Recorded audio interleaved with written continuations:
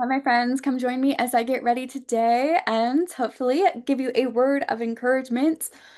Um, the Bible promises when we refresh others, we will be refreshed. And when you think about preaching the word, it talks about doing that in season and out of season and being able to give basically the reason for your faith, right? So when we think about God and our faith and how we really want to do his will, a lot of times our boundaries can get misconstrued. And what I mean by that is that we can mistakenly think that we have to do everything. We can put God on the back burner. We can stop praying. We can stop doing all these things, and we can turn our serving into an idol because we can become our own God if we don't allow God to be God and allow Him to bring the increase.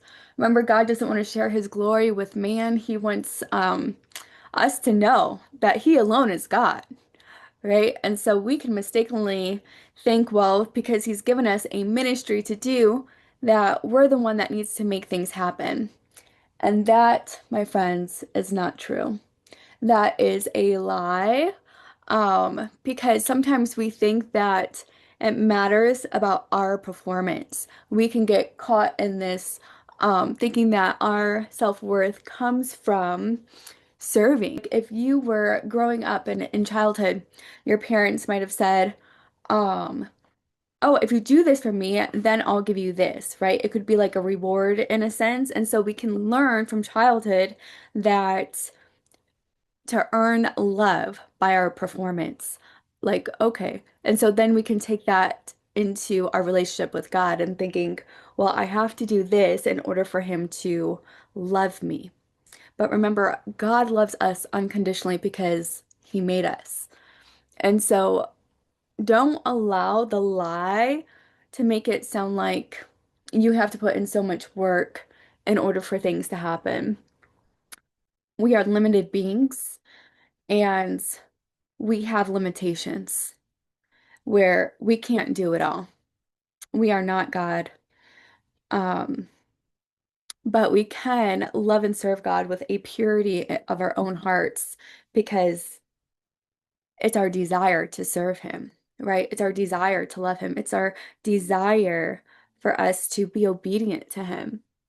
And that is doing the work of the Lord and doing it without complaining and grumbling and doing it with a reverence towards him, not out of trying to earn something from him, but we do it for him as a thank you for what he's already given to us.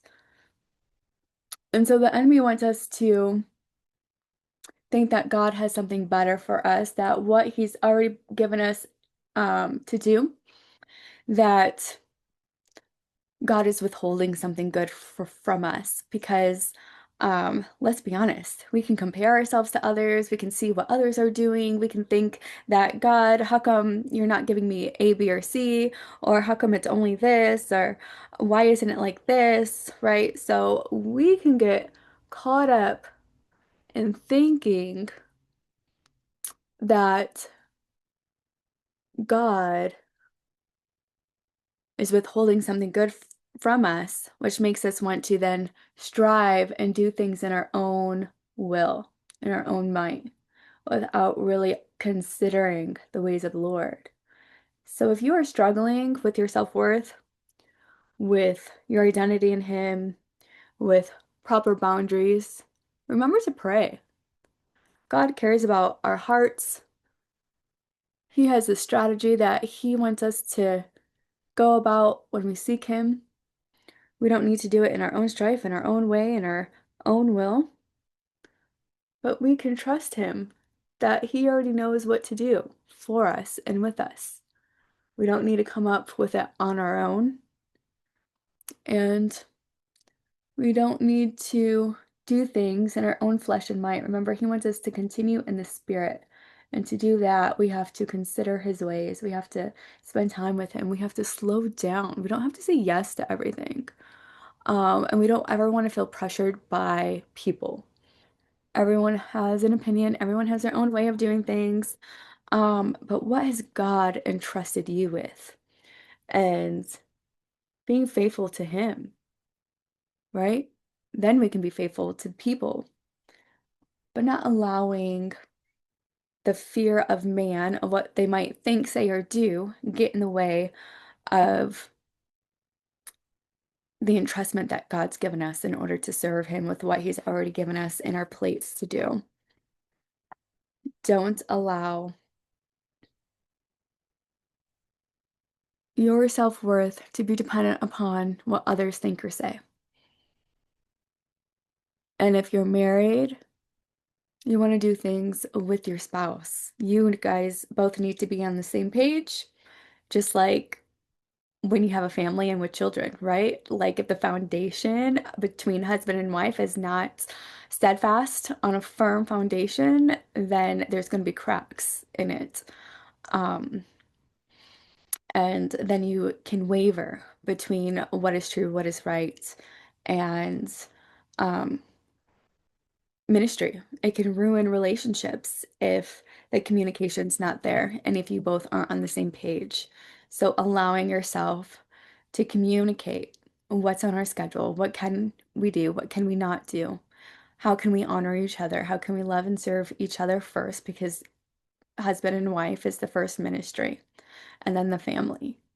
And so keeping God first in all of your ways, right? Allowing Him to put the boundaries in place, allowing Him to put everything into what needs to happen for your marriage in order for your ministry to flourish, because it's honoring Him first. And that will be shown in your marriage in a firm foundation. And then that will go on to the church. So remind yourself to heal. You can only go as far as you are healed. And we need healed people, those in leadership. So I hope this encourages you today. Remember, if you are a leader, remember your first ministry is your time with Him. Love Him with all of your strength, all of your soul, and all of your might, and He will give you the desires of your heart. God bless you guys.